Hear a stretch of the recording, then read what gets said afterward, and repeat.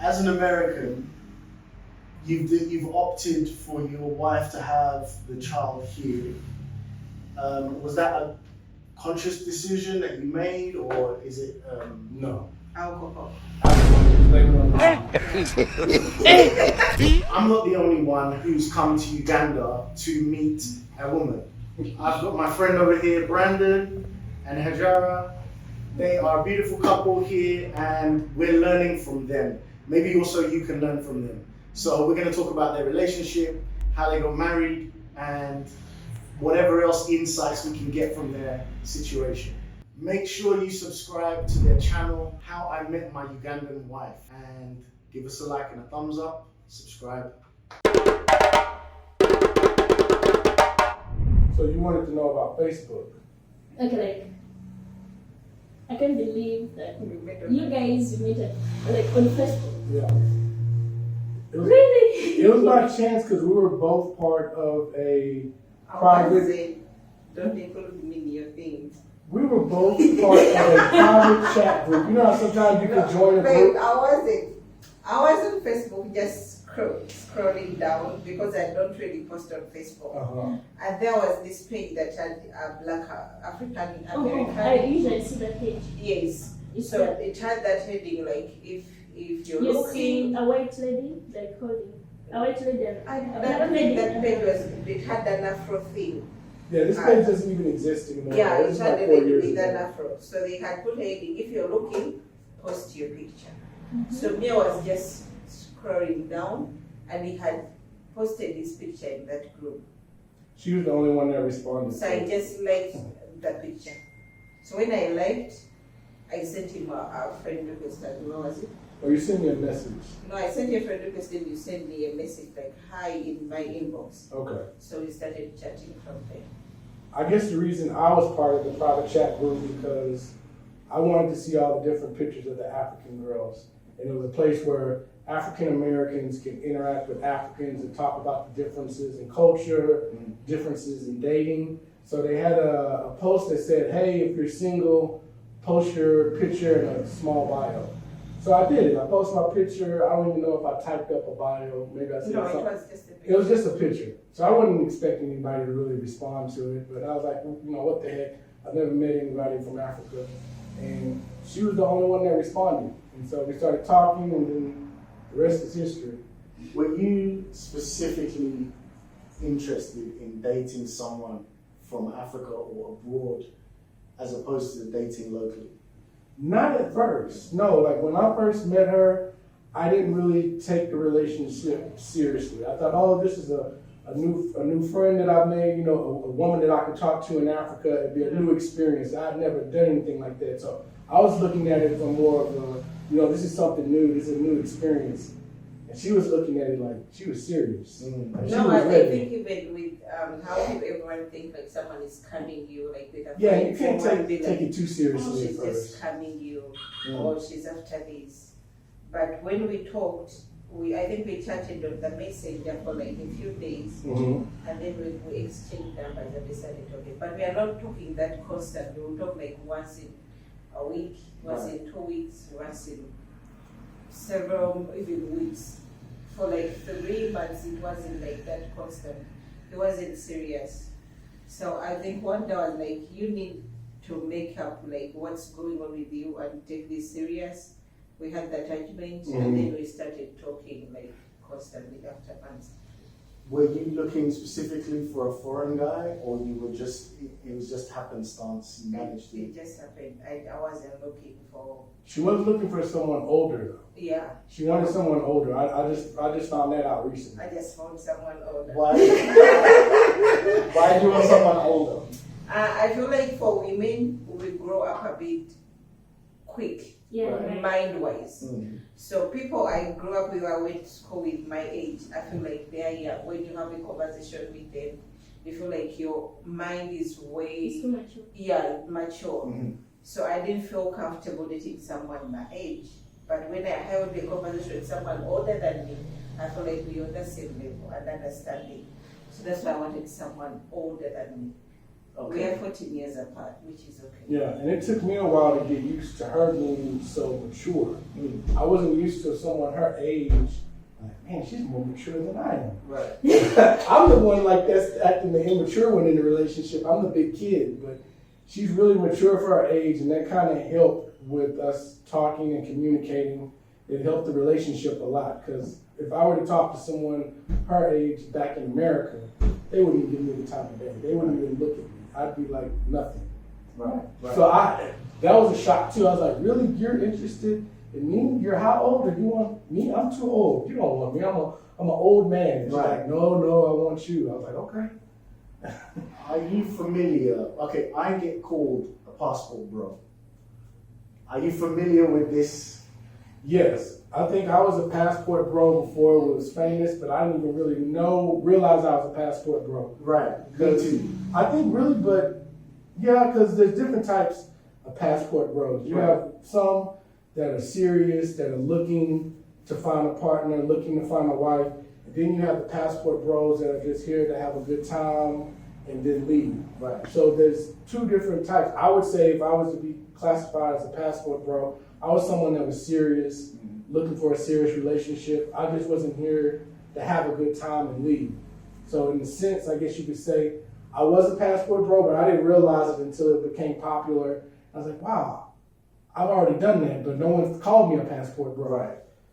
Did you think that there was a problem with dating in the States, or you were just, like, you weren't seeing it like that? I had accepted my fate in the States.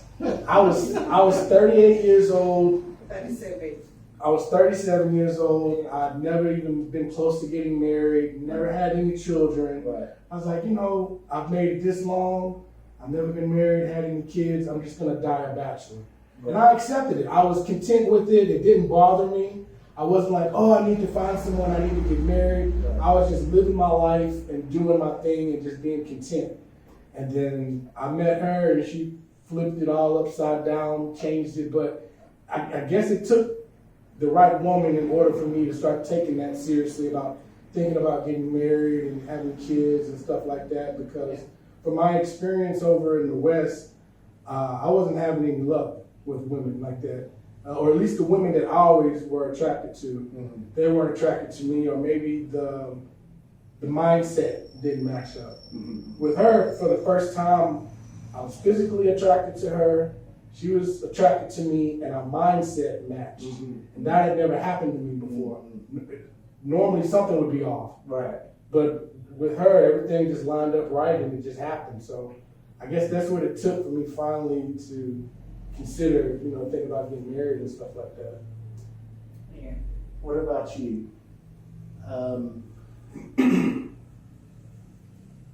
We have a situation here, Medina and I, where a lot of women try to get into our situation. Relationship. So we've had women steal my phone number from her phone, or just find ways to. From talking about you. I think that happened to me once. But yeah. Like girls see that we're in a relationship. Like even some of our neighbors here, but they actively try to get into Get my number or something like that. Guys do it to her as well, but I think that's kind of a Ugandan thing. Guys always trying women, but I've never experienced But it where girls. girls. Can you believe a girl comes into the shop and says, pretends that she wants shoes, and after a while she comes to him and says, "Can I have your number?" And he tells them, "Okay, she has a business number, go to her." And the girl insists, "I want your number." When So the people that No, but that's a girl that doesn't know we're together. There's girls that know. So the people that steal his number from your phone, are the people that know you or your friends? They know. Your friends? Friends or associates. So these are the people that steal his number from your phone? We've just had it once with one of her friends, but like another girl, while I was in the UK, while I was in UK, came and said, I'm sleeping with TJ. But I was in the UK. That could mess you up. Yeah, and she works just a few stores down. I see her, I think I've spoken to her once. Mm-hmm. She just walks past, up, down, and then one day decided to come. To Right? tell me that. Where Just girls are so stubborn. we have not experienced that before. Yes. Like people, I think it happened when we started dating. Yeah, one time I think someone from her job might have gotten my number Yeah. and reached out to me, and I didn't know who they were Right. and how they, got my number. But that only happened once. Other than that, we haven't had any Yeah, we always situations like go that. out. Well, if it's me, someone getting his number from my phone. If it's my friend, I'm definitely confronting you and never talking to you again. And if it's someone that comes in to talk to him, first I wouldn't really be by that, because usually people come and talk to us and all of that. But we've not experienced that. I try to keep my circle small, and usually we hang out with my family, my sisters, my brothers. That's the people we hang out with, and I don't have any issue with him dancing with them, having a conversation. So I think how you can kill all of that is to keep your circle small, have your family closer, and less of friends. And I have like 2 friends. Yeah, and it may be different for them because of their business and they Yeah, interact the with more business people. people. Yeah. Yeah. Yeah, I mean, with us, like, we didn't even post each other on social media until we got married. Until we got married. I Like, all told you throughout I the don't relationship, want. we weren't. Social media. Yeah, we Yeah. didn't post pictures of It's really ourselves bad. together. Yeah, we are not doing any social media until even people to know my friends to know I was in a relationship with him. Most people knew on the wedding pictures. They didn't. So tell us about the wedding. You made the decision to get married. Your family's back in the States. Mm-hmm. How did you come to the decision of how you're going to go about it?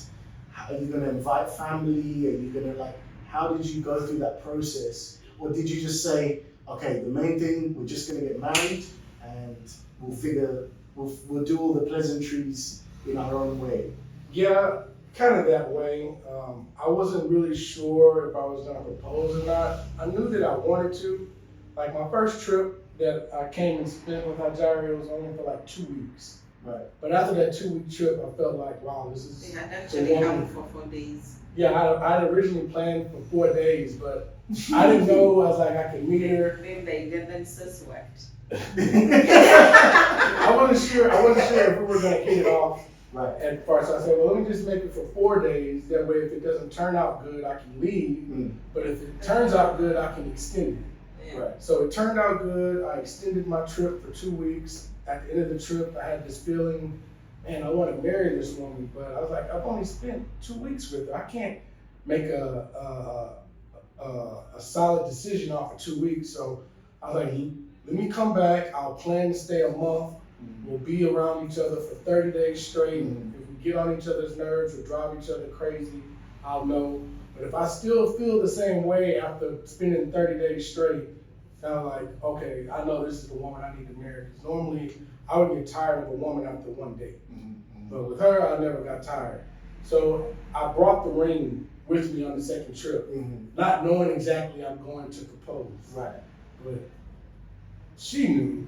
She knew. She had planned it before She you had planned it. Because as soon as I got there, we made an appointment with the court. Because you have to do it 30 days in advance. Right. She's like, well, we have to schedule it now because if we don't. No, we had the talk, like, but I think after I went back, we both knew this is it for us. But then we talked like, if you are planning to get married on the trip you're coming, we have to plan it, because at the court, you have to take like 30 days before, Right. and it's coming for 30 days. Right. So we had to book those 30 days so that they do the investigation, they print your names and photos there so that they see if you're not married here, or for me especially. So we're like, we can plan this, get on a schedule, but if that date we plan to get married reaches when you haven't proposed, we don't have to do it. But it's better to play it safe. In case we want to, we have our date. If we don't have to get married, it's still okay. So that's what we did. We did the planning before, got the court date. Because if you don't and you want maybe to do it quicker, you have to pay extra money for it, which we didn't want to do. So that's what we did. And I'm like, if we reach, then you have a progress, we are good. So that was kind of weird for me. Like, we're going to the courthouse and making this appointment, but I haven't even proposed to you yet. Right. And she's like, but she knew I was gonna do it. She was even trying to find the ring. I had to stop looking for the ring. I had to hide it from her. Right. So I think I waited almost like maybe 2 weeks before my trip was up. Yeah. I wanted her to think that I wasn't gonna propose so I could surprise her, kind of. Me too, I think Yeah, she kept waiting. She kept waiting like, How is he gonna propose? I think my brother told him, you need to hide that ring. Hajarah is nosy. So you have to hide the ring. Yeah, but yeah, we got engaged and our date was already there at the court. Right. So it was okay. We did a small wedding. I've always wanted something small. I don't want the big things. Are you listening? Yeah, so I've already wanted really a small thing. Even with the culture thing, the introduction in Uganda, it's always this big thing. I didn't want it. So I just told him, let's go to my dad. You come to an understanding because in our culture you have to pay bride price. Right. And you pay bride price, which is the right thing to do for my dad to agree for you to marry me. Then we do it in a small way. Let my dad tell you what he wants for bride price. You give him that. Then we do our court wedding. Okay. Let me just come to the bride price. What wedding? What is okay? So for us, in UK and America at least, I don't think there's anything like bride price. No. Yeah. Okay. So, what was expected of you? What did you have to pay? Well, I think my experience was kind of unique. It wasn't as stressful as most guys would find the experience. Like, my wife, she knew my budget. She knew what I could afford and what I can't afford. Yeah. So she went into it with the mind frame, okay, when she talked to her dad, she's like, we have to stay within this budget. We can't go outside of this budget. We have to stay with what he can afford. So they made it real easy on me. They didn't make it real complicated. They gave me a number that that was reasonable within my budget. Me and her dad shook hands. We had an agreement. Would you say that is more ceremonial, or what? Like, It was really more ceremonial. Like, she did most of the negotiation thing than I did. I didn't have to negotiate that much. She really talked to him and said, "Look, this is what he can afford. so can't go what's over the this." point of it at this point? Well, some families are different. Like, some families are more traditional and No, they're more strict with it. in Uganda or in Uganda, Mm-hmm. which I'm Uganda, you have to pay bride price. Like, it's like a daughter exchanging their daughter to you, to give her to you. Mm-hmm. So that's like a payment going on. You sit, usually it's the elders that sit together Right. and have this agreement of the bride price. But his parents couldn't come. They are a bit older, they can't manage their journey to come. Right. So I had to do my part. I knew what he can and what he can't because we are open with finances. Mm-hmm. And at the end of the day, we wanted to prepare for the marriage, not the wedding. Yes. Yeah, I wanted to make sure we are good even before the wedding. It's just a day. So I had to go to my dad, and with my mom, she was like, I really don't care as long as you're happy. Mm-hmm. I don't care about the bride price and everything. So she actually talked to dad before even I went there. Mm-hmm. So by the time I went to my dad, I'm like, hey, this is the person I want to marry. What's the bride price you want? So he mentioned what he wanted. But then I had to talk him that I think, we want to build a future. This is the person I want to be with. So this is what we can. Mm-hmm. Still not like doing it so low, but still in his budget still, but not like over exaggerating it. Now, one thing I will tell you about the bride price that will make you feel a little better, that when you give them that money, it's not like they can just take that money and do whatever they want, buy whatever they want. Right. If they buy something, it has to be something Sentimental. It has to be something that's sentimental and something that you can see. Right. And that's, like, in my case, I think he bought a rug for his living room. Right. Towels. A towel. We had we had our living room cemented, so he bought towels to do that. So when people come into the house, they can say, this is the floor, Hajarah's bride bride price. price. So you know what the bride price is Right, spent on. It's something that's sensible. It's not like they're going gambling it away or something. So that makes you feel a little better when you have to give up that And money. it's not always cash. We just opted for cash because that was the easiest way. Yeah, I don't have any cows. So. Yeah. So they could ask for a cow, some could ask for a Bible, and that's all they want. Some could ask for a TV, so it's not always cash. We just opted for that. And it varies from family to family. Some families can be reasonable. Some families might not be as reasonable. I was blessed. I had a reasonable family that worked with me, and they didn't ask me for something outside of my means that was going to break me. Right. You know, that wasn't the main concern. What about the actual marriage process in terms of dealing with the government and the laws? Was that an arduous, difficult thing, or did you find it quite easy? How was that process? And what does that process cost? It wasn't hard because I just woke up one day. It's just right there actually across you. URSB. Right. You know, it's just across your street. I went there and I told them my situation, and they're like, I'm trying to get married. My husband is American, I'm Ugandan. What's the process? And they're like, well, he has to bring a letter from his government that shows he's not married there. Mhm. So he had to. They had to bring a letter from my county, stating that I'm not married. Yeah. And, they did the same The research same for her. thing, and the letter from my parents that shows no one has ever paid bride price for me. So you take those letters to them, and you pay. It's less than $100. Yeah, for the marriage license. Yeah, for the marriage license in the bank, they tell you back to pay in, and then for your process to be a bit quicker, you can get a lawyer to make it easier. So we got a lawyer. I paid him like $30 for it to do our court thing. That was it really. We got a date and waited for those 30 days.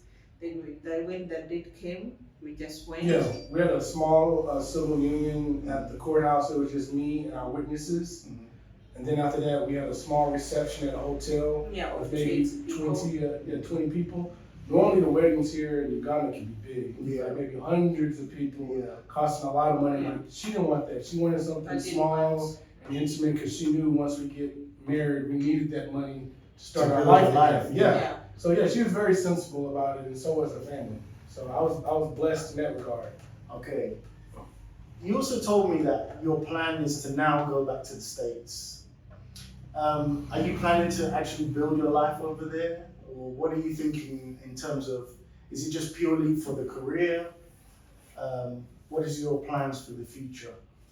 Well, I mean, I guess in a perfect world, we would have lives in the U.S. and have a life here, and have that flexibility to be able to go back and forth, whether we make money in America or we make money here. But we want that flexibility to go back and forth so our children can get the best of both cultures. So, I was thinking, we'll probably do most of our work here in America, and maybe one day come here and retire. Or who knows, if there's an opportunity that presents itself and I'm able to make money out here, which would allow me to stay longer than just a month, I'm willing to do that too. So we're at the point now where we're trying to keep our options open and wait for the best opportunity to present itself and go with that. But we have no problem going back and forth. I think initially we wanted actually to settle here initially, but then his parents, they are getting a bit older. It's not good to just leave them. So we want to be there for them as long as we can.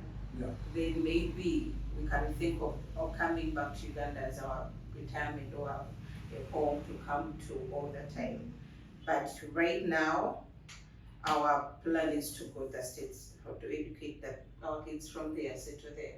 So you're about to have your first? Yes, in a few days. Okay. In a few days. Yes. As an American, you've opted for your wife to have the child here. Was that a conscious decision that you made, or is it? No. Alcohol. Blame it on you, G. Yeah. No.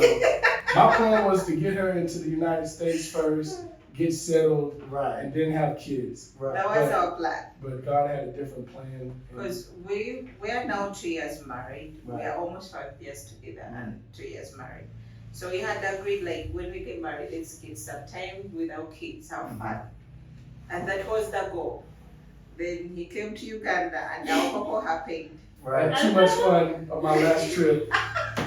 We had too much fun and we ended up here. It wasn't planned. Okay. But still, my plan had always been to have my first child here.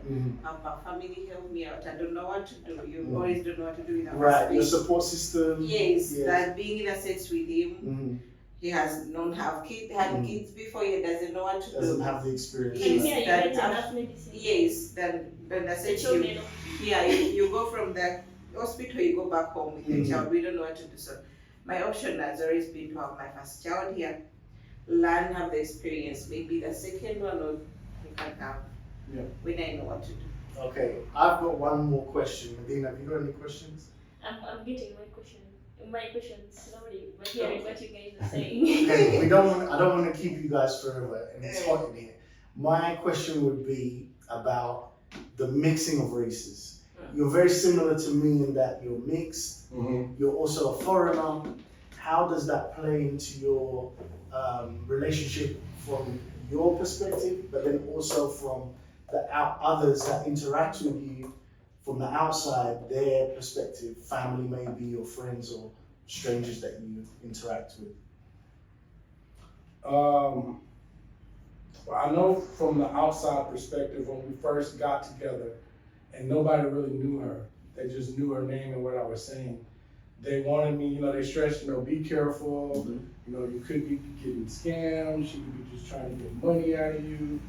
And I would tell them, no, I haven't had any of that experience. If I would have went through that, that would have been a red flag for me. Right. And I think the first year and a half we were together, Almost 2 years, we were texting and video chatting. And that whole time she had never showed me any red flags or anything, trying to ask me for money or anything like that. And I would eventually, my friends and family accepted it because at the time they're like, oh, you're still talking with Hajarah, you guys are still together, things must be going good. And then it got to the point there where they would just start asking, how is Hajarah doing? Right. How is she doing? So I guess it just took time, At first people can be skeptical, but after time and they see, the relationship's growing, you guys aren't having any issues, it must be real. So, At first, I think we talked more on phone without meeting. yeah, that was a Just big talking thing. for almost 2 years without meeting. Okay, but like by your meeting, you got married. No. No. Yeah, we met, then he went back, then he came back. Yeah. After a year, after how long? Almost 2 years and some months. No, between my first and second trip, I think maybe it was 3 or maybe 5 months. I had my first trip and then I came back maybe 3 or 4 months later. Yeah. So it was like maybe a 3 or 4 month gap between my first trip Almost and two my and a second half trip. years when we got married. Oh yeah. Yeah, we had been That together means you almost 2 wasn't years. physically like. No, we got to know each other as people. Like when we first met, it was strictly all Just talking. mental, just For talking. almost 2 years. Okay. No Without physical meeting. contact, no dates, so we didn't have a choice but to get to know each other. We didn't have the issue of, we get physical too early and then we decide we don't like each other and we split apart. We didn't have that option. No, we didn't have that option. We had to get to know each other, so we really knew we liked each other before we got physical. So I think that was good. I think it's the mental part is the hardest. The physical stuff takes care of itself. That's natural. It'll happen. It's the mental stuff you have to work on.